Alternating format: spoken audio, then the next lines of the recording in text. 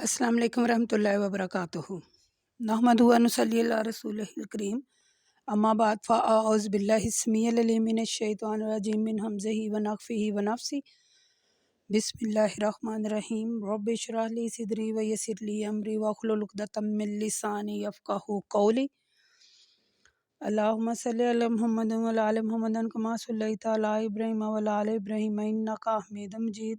اللہم بارک علی محمد وعلی آل محمد کما بارکت علی ابراہیم وعلی آل ابراہیم انک حمید مجید۔ اچھا جی، ہم سورۃ حج پڑھ رہے تھے، تو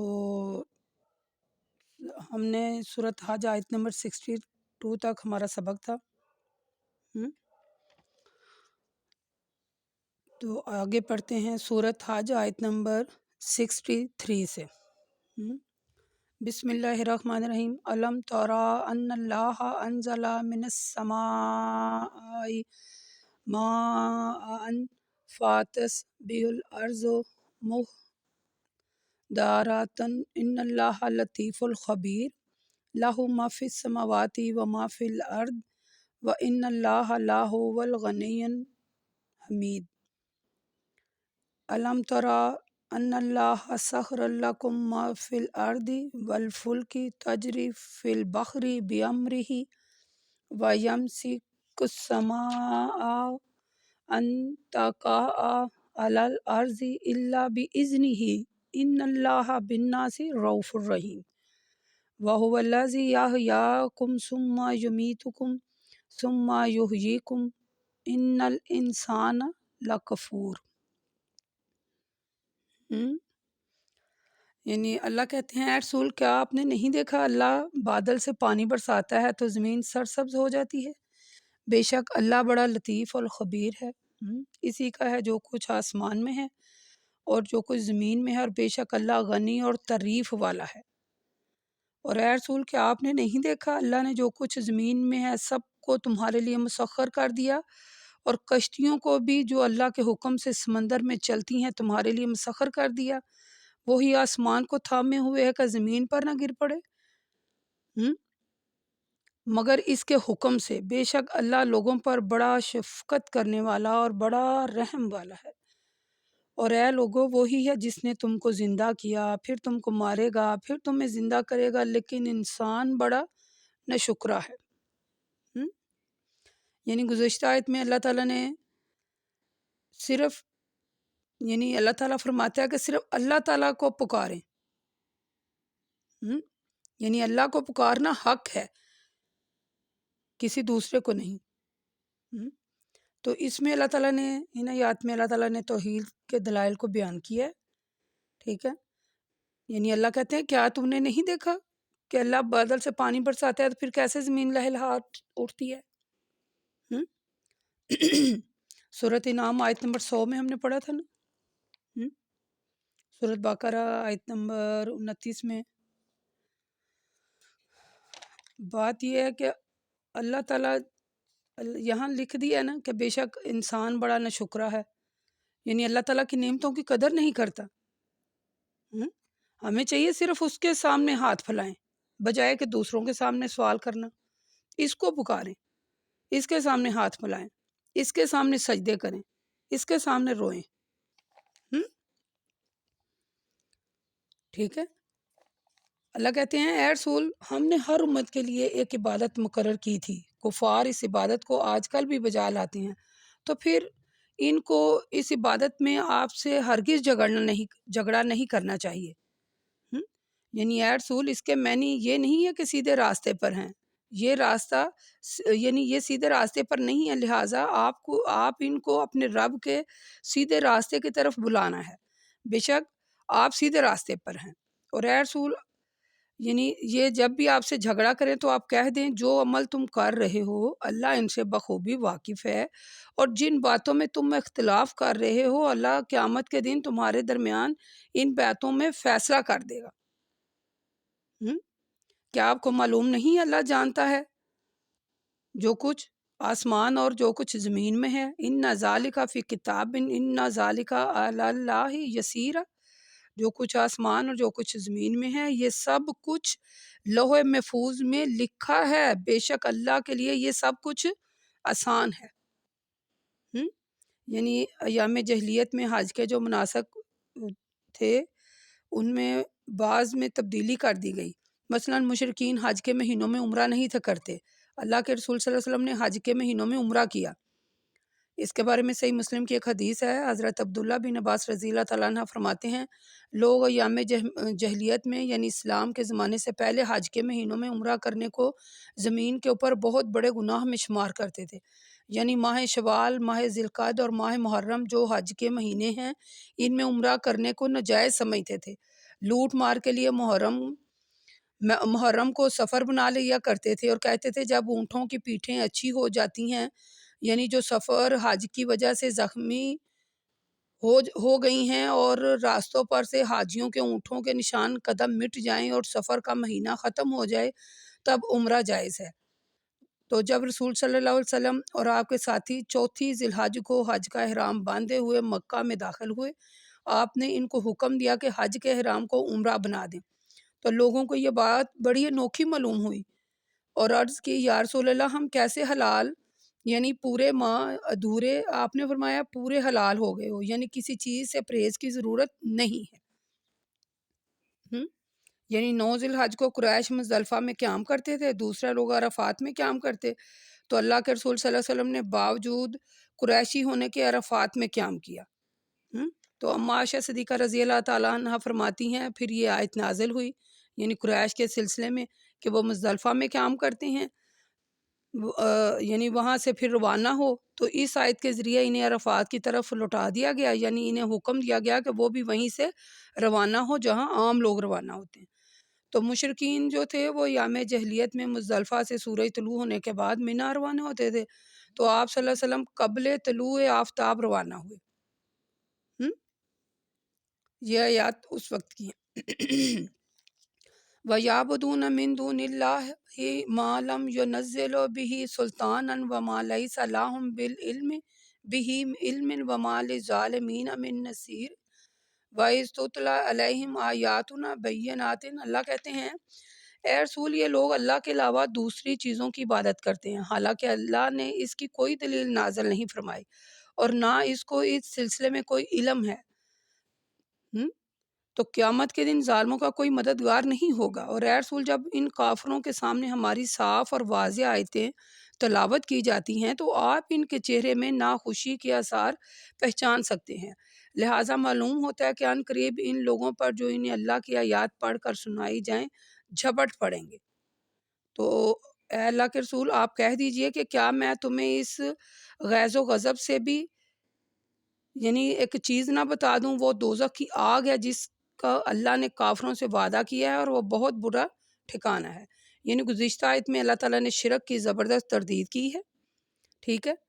تو یعنی اللہ کہتے ہیں ان آیات میں اللہ کہتے ہیں کہ کون سی ایسی چیز ہے جن کو یعنی اے رسول یہ لوگ اللہ کے علاوہ دوسری چیزوں کی جو عبادت کرتے ہیں، یعنی غیر اللہ کی عبادت کی کوئی دلیل نازل ہوئی ہی نہیں ہے، تو یہ جو کچھ محض کر رہے ہیں نا یہ جہالت ہے، اس کی کوئی دلیل نہیں ہے۔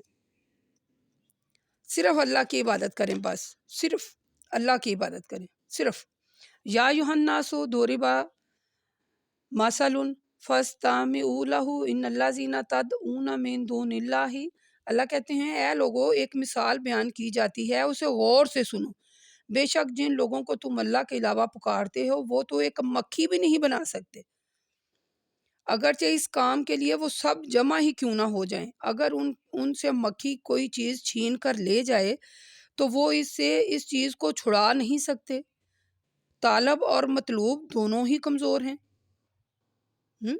غور سے سنیے گا، آیت نمبر 73 کا ترجمہ غور سے سنیے، اے لوگو ایک مثال بیان کی جاتی ہے اسے غور سے سنو، بے شک جن لوگوں کو تم اللہ کے علاوہ پکارتے ہو وہ تو ایک مکھی بھی نہیں بنا سکتے، اگرچہ اس کام کے لیے وہ سب جمع ہی کیوں نہ ہو جائیں، اگر ان سے مکھی کوئی چیز چھین کر لے جائے تو وہ اس سے اس چیز کو چھڑا نہیں سکتے، ٹھیک ہے۔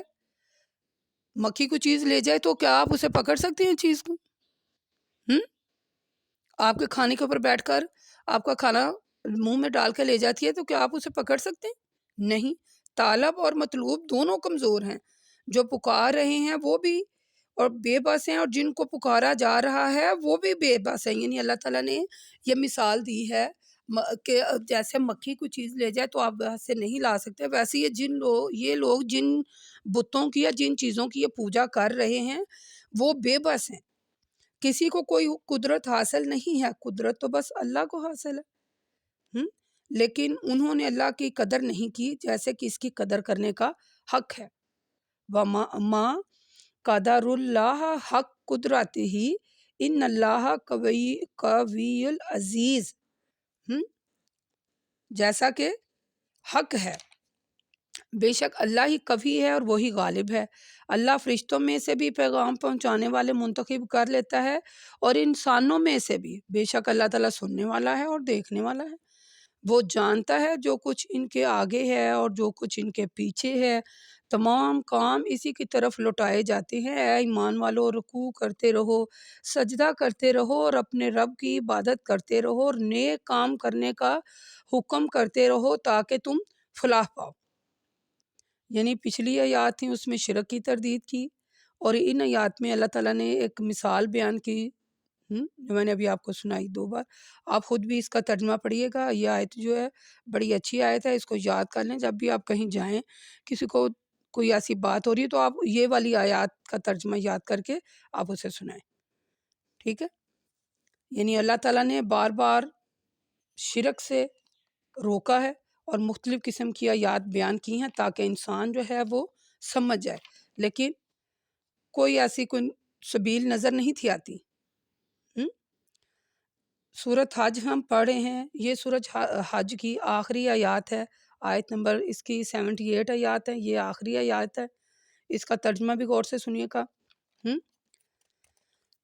اللہ تبارک و تعالیٰ کہتے ہیں، اس آیات میں اللہ کہتے ہیں، اے ایمان والو، اللہ کے راستے میں کوشش کرتے رہو جیسا کہ کوشش کرنے کا حق ہے۔ اس نے تم کو منتخب کر لیا ہے اور تمہارے دین میں تم پر کوئی سختی نہیں کی۔ اس نے تمہارے لیے وہی دین پسند کیا ہے جو تمہارے باپ ابراہیم کا دین تھا، اور اے ایمان والو، اسی نے تمہارا نام مسلم رکھا ہے اس کتاب سے پہلے بھی اور اس کتاب میں بھی، تاکہ یہ رسول تمہارے اوپر گواہ ہوں اور تم تمام لوگوں کے اوپر گواہ رہو۔ اور اے ایمان والو وَأَقِیمُوا الصَّلَاةَ وَآتُوا الزَّکَاةَ وَاعْتَصِمُوا بِاللَّهِ هُوَ مَوْلَاکُمْ وَنِعْمَ الْمَوْلَىٰ وَنِعْمَ النَّصِیرُ۔ سمجھ آ گئی؟ آپ نے آیت نمبر 78 کا ترجمہ دوبارہ پڑھنا ہے خود میں سے بھی، یہ سورۃ حج کی آخری آیت تھی، اس کو دوبارہ پڑھیے گا، آپ کا ذہن کھل جائے گا۔ ہم نے الحمدللہ سورۃ حج آج ہماری مکمل ہو گئی۔ یہ جو آیات ہے یہ آپ خود بھی پڑھیے گا، اور جب یہ بات کرتے ہیں نا کہ جب بھی ہم کوئی بیان کرنے جائیں تو کہتے ہیں تسی مسلم ہو، آپ اہل حدیث ہو۔ میں یقین کریں بیان کرنے جاؤں تو لوگ، میں بات کروں نا قرآن کھول کے تو کہتے ہیں ہاں یہ اہل حدیث ہے لڑکی، یہ عورت جو ہے وہ یہ اہل حدیث ہے۔ تو آپ یہ والی آیت یاد کر لیں، اس کا ترجمہ میرا دل ہے میں دوبارہ پڑھوں۔ آیت نمبر 78 ہے، سورۃ حج ہے۔ اللہ تعالیٰ نے کیا کہا اس میں، غور سے سنیں، غور سے۔ اے ایمان والو، اللہ کے راستے میں کوشش کرتے رہو جیسا کہ کوشش کرنے کا حق ہے۔ اس نے تم کو منتخب کر لیا ہے اور تمہارے دین میں تم پر کوئی سختی نہیں کی گئی۔ اس نے تمہارے لیے وہی دین پسند کیا ہے جو تمہارے باپ ابراہیم کا دین تھا۔ اے ایمان والو، اس نے تمہارا نام مسلم رکھا ہے۔ ہم کون ہیں؟ مسلمان ہیں نا، اللہ نے ہمارا نام مسلم رکھا ہے نا، اس کتاب سے پہلے بھی اور اس کتاب میں بھی، تاکہ یہ رسول تمہارے اوپر گواہ ہوں اور تم تمام لوگوں کے اوپر گواہ ہو۔ اور اے ایمان والو، نماز کو قائم کرو، زکوٰۃ دیتے رہو اور اللہ کی رسی کو مضبوطی سے پکڑتے رہو، ٹھیک ہے؟ اللہ کی رسی کو مضبوطی سے پکڑے رہو، وہی تمہارا کارساز ہے اور مددگار ہے۔ تو دیکھو کتنا اچھا کارساز ہے اور کتنا اچھا مددگار۔ اللہ تعالیٰ نے ایمان والوں کو مخاطب کر کے فرمایا کہ رکوع کریں، سجدہ کریں، عبادت کریں، نیکی کریں اور اس آیت میں بھی اللہ تعالیٰ نے انہی باتوں کا حکم دیا ہے کہ جہاد کریں، نماز قائم کریں، زکوٰۃ ادا کریں اور اللہ کی رسی کو مضبوطی سے پکڑ لیں، یہی دین ہے۔ اپنی ذاتی اصلاح کی کوشش ضرور کریں، دین اسلام کے فروغ کے لیے کوشش کرتے رہیں، ٹھیک ہے، اور تمام اعمال، یعنی اپنی ذاتی اصلاح سے مراد یہ ہے کہ اپنے تمام اعمال اللہ تعالیٰ کی رضا کے مطابق کرے، یعنی احکام الہی کا تابع بن جائے۔ جہاد کے معاملے میں اللہ کے رسول صلی اللہ علیہ وسلم فرماتے ہیں مجاہد وہ ہے جو اللہ کی اطاعت میں اپنے نفس سے جہاد کرے۔ اگر کوئی شخص نفس سے جہاد نہیں کرتا بلکہ نفس کا تابع بن جاتا ہے تو یہ ایک قسم کا بھی شرک ہوگا۔ میں یعنی یہاں ایک بات آپ کو ہائی لائٹ کر دوں، اپنے نفس کا جہاد کریں۔ میں یعنی مجھے 2 سال ہو گئے ہیں، پچھلے سال بھی، اور پچھلے سال تو تھوڑے ہی رکھے، اس سال زیادہ رکھے۔ میں نے نیت کی، ایک تو دن چھوٹے ہوتے تھے، آپ کو پتہ ہے سردیوں کے دن چھوٹے ہوتے ہیں، تو مثلا ابھی جو ہے وہ اذان یعنی دن چھوٹا ہوتا ہے، مین بات یہ ہے۔ تو میں نے سوچا پچھلے سال کے کیوں نہ میں اپنے نفس کی اصلاح کے لیے روزے رکھوں، تو میں نے دسمبر میں روزے رکھنے شروع کر دیے، دسمبر کے سٹارٹ میں آئی تھنک ایسے ہی۔ تو اب مجھے یاد نہیں کہ میں نے روزے رکھے، میں بھی 2 ماہ کے رکھے، جنوری فروری میں رکھے یا نومبر میں، ایسے ہی نا، یعنی میں نے روزے رکھے۔ اب میرے ذہن سے جو بات نکل گئی ہے، میں نے اپنے نفس کی اصلاح کے لیے روزے رکھے۔ پھر اب یہ اس بار میں نے سوچا کہ اب پھر دن چھوٹے آ رہے ہیں تو کیوں نہ میں 3-4 ماہ کے روزے رکھ لوں۔ تو یعنی اپنے نفس کی اصلاح کے لیے روزے بھی رکھے میں نے۔ اب پتہ نہیں اللہ تعالیٰ وہ قبول اور منظور فرمائے، لیکن میں آپ کو حقیقت میں بتا رہی ہوں، میری نفس کی اصلاح ضرور ہوئی، مجھے پتہ چل گیا کہ میرے نفس کی اصلاح ہوئی۔ میں نے نومبر ہی سے روزے رکھنے شروع کر دیے، نومبر سے میں نے شروع کر دیے روزے۔ تو پھر میں نے یعنی کہ جنوری تک میں نے روزے رکھے۔ نومبر سے تو میں نے مسلسل شروع کر دیے، دسمبر تک میں نے مسلسل رکھے، پھر میں نے چھوڑ کے رکھے، یعنی کچھ میں ہارٹ پیشنٹ تھی تو میرے لیے کوئی ممکن نہیں تھا، پھر میں نے چھوڑ کے رکھے، لیکن جنوری تک میں نے رکھے، چھوڑے بھی بیچ میں، یعنی چھوڑ کے رکھے تو 3 ماہ کے رکھے میں نے روزے۔ تو میں نے صرف اپنے میں آپ کو یہ نہیں بتا رہی، اللہ معاف کرے مجھے کہ میں کوئی ایسے، میں صرف آپ کو بتا رہی ہوں کہ اپنے نفس کے ساتھ بھی جہاد کریں، اپنے نفس کی اصلاح بھی کریں۔ تو یقین کریں میں نے بہت کچھ پایا، میں نے 3 ماہ روزے رکھے، میں نے بہت کچھ پایا، میرے نفس کی اصلاح ہوئی، مجھے پتہ چل گیا، مجھے نظر آیا میرے نفس کی اصلاح ہو گئی ہے۔ تو اپنے نفس کی اصلاح کے لیے آپ بھی کوئی ایسا کام کریں، یعنی میں یہ آپ کو ویسے ہی میں نے اپنی بات سنائی ہے، کوئی آپ کو تنبیہ نہیں کری، اپنی بات سنائی ہے کہ نفس کی اصلاح کریں، نفس کے پر جہاد کریں، نفس سے جہاد کریں۔ تو میں نے یہ جو نفس سے جہاد ہے نا، میں نے روزے رکھ کر کیا، میں نے روزے رکھے اور مجھے الحمدللہ، یعنی یہ آپ بھی رکھیے گا، آپ بھی ایسا کریے گا، پھر آپ دیکھیے گا کہ کیسے آپ کے نفس کی اصلاح ہوئی۔ میرے نفس کی اصلاح ضرور ہوئی، یعنی مجھے پتہ چلا۔ تو دوبارہ وہیں آتے ہیں کہ اپنے نفس، انسان جو ہے وہ نفس کا جو ہے نا، نفس انسان کے تابع ہو، یہ نہیں کہ انسان جو ہے وہ نفس کے تابع بن گیا ہے تو وہ بھی ایک شرک ہی ہوتا ہے، جو نفس کہی جائے۔ آپ کو پتہ ہے نفس اور غلط کام کرواتا ہے، تو نفس کو اپنے کنٹرول میں کرے۔ یہ ہم نے پیچھے سورہ توبہ میں پڑھا نا اس کے بارے میں۔ تو دین کے بارے میں اللہ نے ہمیں چن لیا ہے، تو دین کے فروغ کے لیے کوشش کریں، ٹھیک ہے، یہی دین خالص ہے۔ اللہ تعالیٰ نے ہمارا نام مسلمان رکھا ہے، ہم مسلمان ہیں ہم نہیں کہتے ہم یہ ہے ہمارا وہ نہیں، ہمارا نام قرآن پاک میں مسلمان رکھا گیا ہے، تو ہم مسلمان ہیں۔ تو باقی یہ جو جہاد کے سلسلے میں پیچھے بھی ہم مختلف صورتوں میں پڑھتے آ رہے ہیں ٹھیک ہے، تو میں یعنی ایک عورت ہوں تو میں نے آپ کو اس لیے اپنی بات جو ہے ذاتی بات، ویسے ہی ایسی باتیں شیئر نہیں کرنی چاہیے، یعنی ایسی باتیں قطعاً شیئر نہ کریں، یہ آپ کا اور آپ کے رب کا معاملہ ہوتا ہے۔ جو میں نے آپ کے ساتھ بات کی نا، وہ میرا اور میرے رب کا معاملہ تھا کہ میں نے اپنے نفس کی اصلاح کے لیے روزے رکھے، لیکن آپ کو اس لیے بتایا ہے، آپ کو اس لیے سنایا ہے، خدا را اس کا کوئی غلط مطلب نہ نکال لیجیے گا۔ آپ کو صرف اس لیے کہہ رہی ہوں کہ آپ بھی اپنے نفس کی اصلاح، جو لوگ یہ سن رہے ہیں وہ بھی اپنے نفس کی اصلاح کریں۔ اللہ کے پاس واپس لوٹ جانا ہے تو کوئی اچھے کام کر لیں۔ ہم؟ اللہ بھی یہی کہہ رہے ہیں، اچھے کام کریں، دین کے کام کریں، اچھے کام کریں۔ ہم؟